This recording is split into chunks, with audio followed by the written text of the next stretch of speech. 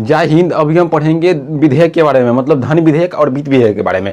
इससे पहला वाला जो वीडियो है पार्ट 1 वीडियो है, उसमें साधारण विधेयक और संविधान संशोधन विधेयक के बारे में हम डिस्कस कर चुके हैं, आप लोग वहां पर जाकर देख सकते हैं। तो यहाँ पर हम काफी डिटेल से समझेंगे धन विधेयक और वित्त विधेयक के बारे में। तो चलिए देखते हैं धन विधेयक के बारे में।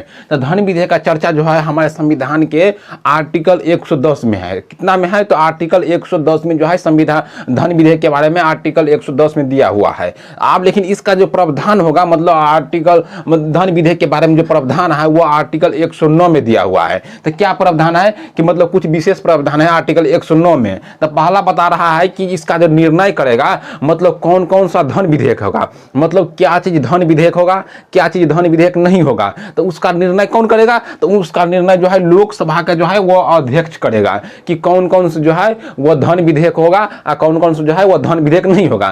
तो ऐसा तो नहीं है कि लोकसभा के अध्यक्ष के पास जो है पावर आ चुका है तो वो कुछ को जो है धन विधेयक कह देगा। ऐसा तो उसको पावर नहीं है। तो वो किसके आधार पर कहेगा कि मतलब किस चीज को देख के कहेगा, या कि कौन सा ऐसा नियम है कि कौन सा ऐसा लिस्ट है जिसके देख के जो है लोकसभा का अध्यक्ष कहेगा कि यह जो है धन विधेयक में आता है। तो वो जो है आर्टिकल 110 में दिया गया है कि कौन कौन सा जो है वो धन विधेयक होगा। तो चलिए हम पहले इसके देख लेते हैं, मतलब आर्टिकल 110 को देख लेते हैं। तो इसमें दिया हुआ है आर्टिकल 110 में कि किसी चीज पर हम टैक्स को बढ़ाते हैं, मतलब हम कर को बढ़ाते हैं, कर को घटाते हैं या कर को खत्म कर देते हैं, तो वो सब क्या में आएगा? धन विधेयक में आएगा। जैसे हम विदेश से ऋण लेते हैं तो वो भी क्या है? वो भी जो है धन विधेयक के अंतर्गत आता है। तो आर्टिकल 109 के अनुसार लोकसभा का अध्यक्ष जो है वो डिस्कस करता है, मतलब जो निर्णय लेता है कि कौन सा धन विधेयक है वो किसके अनुसार। तो आर्टिकल 110 में दिया हुआ है यह 4 प्रावधान, इसके अनुसार जो है वो निर्णय लेता है कि यह जो चीज है वो धन विधेयक के अंतर्गत आता है। तो इतना समझ लिए कि इसका प्रावधान जो है आर्टिकल 9 में दिया हुआ है, लेकिन लोकसभा इसका अध्यक्ष जो है वो निर्णय करता है कौन धन विधेयक है, लेकिन किसके आधार पर? तो आर्टिकल 110 में इसका प्रावधान दिया है उसके आधार पर। आगे क्या है कि यह जो है राष्ट्रपति की पूर्व अनुमति से आता है। धन विधेयक जो है वो राष्ट्रपति की पूर्व अनुमति से आता है। तो आप लोग कहिएगा कि यहाँ पर राष्ट्रपति की पूर्व अनुमति क्यों लिया जाता है? यहाँ पर तो राष्ट्रपति की पूर्व अनुमति इसलिए लिया जाता है कि मान लीजिए देश में जो है धन की आवश्यकता है, पैसा की बहुत आवश्यकता है, तो अगर उसमें राष्ट्रपति हस्तक्षेप कर देगा, राष्ट्रपति 6 महीना साइन नहीं करेगा, 2 महीना साइन नहीं करेगा, उस पर वीटो पावर लगा देगा या पुनर्विचार के लिए भेज देगा, तो इसमें क्या होगा कि यहाँ पैसा की आवश्यकता है, राष्ट्रपति ऐसा कर रहा है काम, तो इससे क्या होगा कि देश में दिक्कत हो जाएगा। तो इसीलिए जो है धन विधेयक जो है राष्ट्रपति की पूर्व अनुमति ले लिया जाता है। ऐसे सबसे पहले कहाँ लाता है? तो राष्ट्रपति की पूर्व अनुमति से है, इसे सबसे पहले लोकसभा में पेश किया जाता है। तो धन विधेयक को कहाँ पेश किया जाता है? सबसे पहले लोकसभा में, फिर जो है वो राज्यसभा में जाता है, राज्यसभा में जाता, फिर लोकसभा में पेश हो गया, फिर राज्यसभा में जाएगा। अगर राज्यसभा इसे पारित करना चाहेगा तो पारित कर देगा, लेकिन अगर पारित करना नहीं चाहेगा राज्यसभा तो इसे मात्र जो है राज्यसभा का इतना अधिकार है कि यह जो है केवल उसे 14 दिन तक ही धन विधेयक को वो रोक सकता है। अगर 14 दिन के ज्यादा हुआ, 14 दिन से ज्यादा हुआ तो लोकसभा समझ लेगा कि जो है यह धन विधेयक जो है वह पारित हो गया है, चाहे राज्यसभा धन विधेयक को पारित करे या नहीं करे, वह मान लेगा कि धन विधेयक जो है पारित हो चुका है। तो यहाँ पर क्या है कि राज्यसभा जो है 14 दिन तक ही जो है इसे रोक सकता है, मतलब धन विधेयक को 14 दिन तक ही रोक सकता है। आगे क्या है कि राष्ट्रपति इसे पुनर्विचार के लिए नहीं भेज सकता है, राष्ट्रपति जो है इसे धन विधेयक को पुनर्विचार के लिए नहीं भेज सकता है। तो आप लोग जहां पर पढ़े होंगे, चाहे दूसरे यूट्यूब चैनल से पढ़े होंगे, तो वहां बताता होगा कि राष्ट्रपति पुनर्विचार के लिए इसलिए नहीं भेज सकता क्योंकि राष्ट्रपति की पूर्व अनुमति है। तो यह तो बात ठीक है कि राष्ट्रपति की पूर्व अनुमति है, लेकिन यहाँ पर एक और बात जुड़ जाता है कि राष्ट्रपति पुनर्विचार के लिए नहीं भेज सकता है, लेकिन इसे स्वीकार या अस्वीकार कर सकता है। मन होगा तो स्वीकार कर सकता है, मन होगा तो वो अस्वीकार भी कर सकता है। लेकिन दूसरे जगह यह नहीं बताता है कि वो जो है राष्ट्रपति इसे अस्वीकार भी कर सकता है, बताता है कि अस्वीकार इसे नहीं कर सकता है क्योंकि यह राष्ट्रपति की पूर्व अनुमति से आता है। तो ऐसा कुछ बात नहीं है, राष्ट्रपति जो है धन विधेयक को अस्वीकार कर सकता है कुछ विशेष परिस्थिति में। तो कैसा परिस्थिति आएगा? तो उसमें जो लगेगा राष्ट्रपति के कुछ इंपोर्टेंट बात जोड़ना धन विधेयक में कुछ और जरूरी है, तो इसे अस्वीकार भी कर सकता है। मतलब कुछ ऐसा आकस्मिक घटना हो सकता है, मतलब कुछ ऐसा पल हो सकता है जिसमें राष्ट्रपति उसके आधार पर जो है इसे जो है धन विधेयक को अस्वीकार भी कर सकता है, लेकिन पुनर्विचार के लिए वो नहीं भेज सकता है। तो इतना समझ लीजिए कि राष्ट्रपति इसे अस्वीकार कर सकता है, लेकिन पुनर्विचार के लिए जो है इसे नहीं भेज सकता है। फिर इसमें जो है संयुक्त बैठक जो है धन विधेयक में संयुक्त बैठक नहीं बुलाता है, मतलब संयुक्त बैठक नहीं होता है।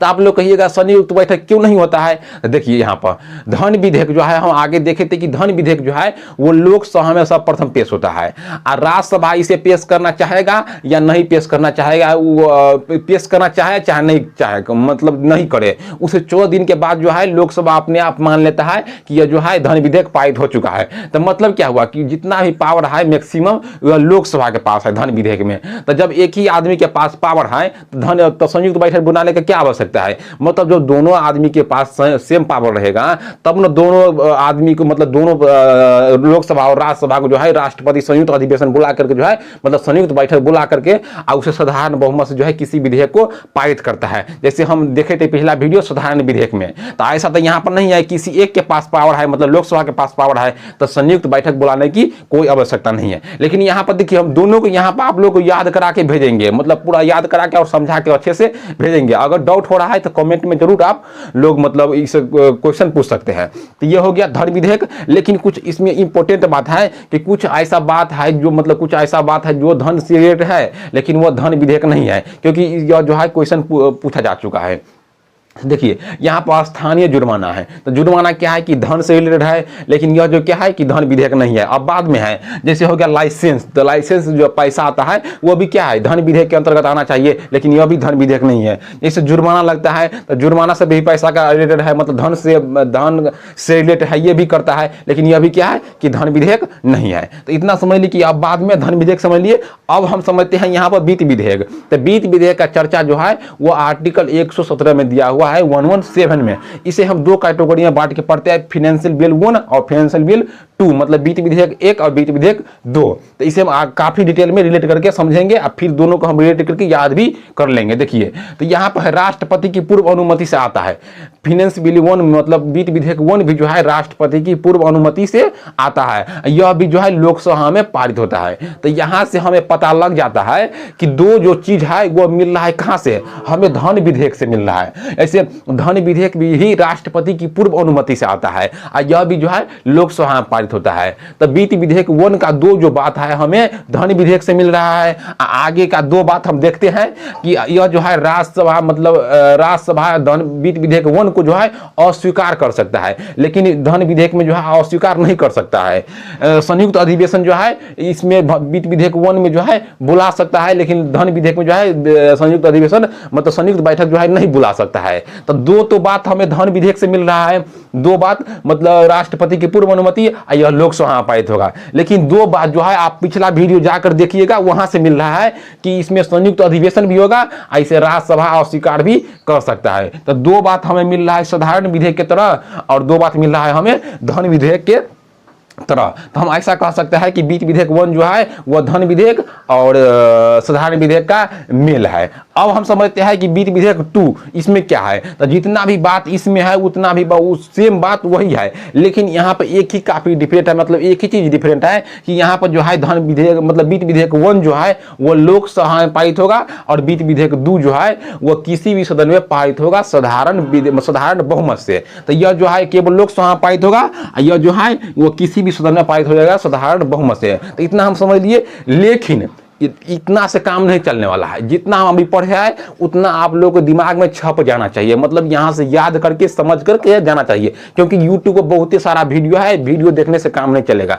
यहाँ पे एक वीडियो देखिए और उसे समझिए और याद कीजिए, क्योंकि हमारा काम है आप लोगों को समझाकर याद कराकर यहाँ से लौटाना। तो आप लोग याद करिए, एक बार आंख बंद कीजिए और रिपीट कीजिए। धन विधेयक के बारे में हम देखेंगे, फिर जो है वित्त विधेयक के बारे में हम रिपीट कीजिए। तो आप लोग आंख बंद कीजिए, पूरा आंख बंद कर लीजिए और देखिए यहाँ पर धन विधेयक जो है इसका चर्चा कितना में है, तो आर्टिकल 110 में है। इसका मुख्य प्रावधान जो है वो आर्टिकल 109 में है कि कौन कौन सा धन विधेयक मुख्य प्रावधान जो है वो आर्टिकल 109 में दिया हुआ है। आर्टिकल 110 में दिया हुआ है कि कौन कौन सा जो है धन विधेयक होगा। तो इसका मुख्य प्रावधान आर्टिकल 109 में दिया हुआ है कि इसका जो निर्णय करेगा वो लोकसभा का अध्यक्ष करेगा कि कौन कौन सा धन विधेयक होगा। तो किसके आधार पर, तो आर्टिकल 110 के आधार पर वो निर्णय करेगा। जैसे कर कोई लगाता है, कर कोई मतलब कर टैक्स बढ़ता है, टैक्स घटता है, टैक्स खत्म होता है, या विदेश से ऋण लिया जाता है, तो वो सब क्या होगा धन विधेयक के अंतर्गत आएगा। तो लोकसभा सभा का अध्यक्ष जो है वो आर्टिकल 110 के अनुसार जो है वो निर्णय लेता है कि यह सब जो है वो धन विधेयक है। अब देखते हैं धन विधेयक में क्या है कि धन विधेयक जो है वो राष्ट्रपति की पूर्व अनुमति से लाया जाता है। यह केवल पहले जो है लोकसभा पारित होगा, यह राज्यसभा में पारित नहीं होता है। पहले जो है वो लोकसभा पारित होगा, फिर जो है राज्यसभा में जाएगा। राज्यसभा इसे अधिकतम जो है वो 14 दिन तक ही रोक सकता है, इसके बाद जो है उसका पावर खत्म हो जाता है। लोकसभा जो है अपने आप इसे पारित कर लेता है। इसमें संयुक्त बैठक नहीं होता है। तो ये हो गया हमारा धन विधेयक। अब देखते हैं लेकिन इसमें कुछ अब बात था, जैसे लाइसेंस का पैसा, कर मतलब जुर्माना का पैसा, जैसे स्थानीय कर का पैसा, ये सब क्या होगा धन विधेयक के अंतर्गत नहीं आएगा। तो ये हो गया हमारा धन विधेयक। आप एक बार और आंख बंद कीजिए और जो है वित्त विधेयक को देखिए। वित्त विधेयक का चर्चा जो है हमारे आर्टिकल के जो है 117 में दिया हुआ है। वित्त विधेयक को हम दो कैटेगरी में बांट कर देखेंगे, वित्त विधेयक 1 और वित्त विधेयक 2। वित्त विधेयक 1 का दो पार्ट जो है हमारे, एक पार्ट जो है धन विधेयक की तरह मिलता है और एक पार्ट जो है साधारण विधेयक की तरह मिलता है। धन विधेयक की तरह कौन कौन चीज मिलता है, तो यह जो है राष्ट्रपति की पूर्व अनुमति से लाया जाता है। इसमें जो है यह केवल लोक मतलब यह जो है पहले लोकसभा में पारित होता है। साधारण विधेयक की तरह दो बात कौन मिलता है, तो यह जो है इसमें संयुक्त अधिवेशन होता, संयुक्त बैठक होता है। यह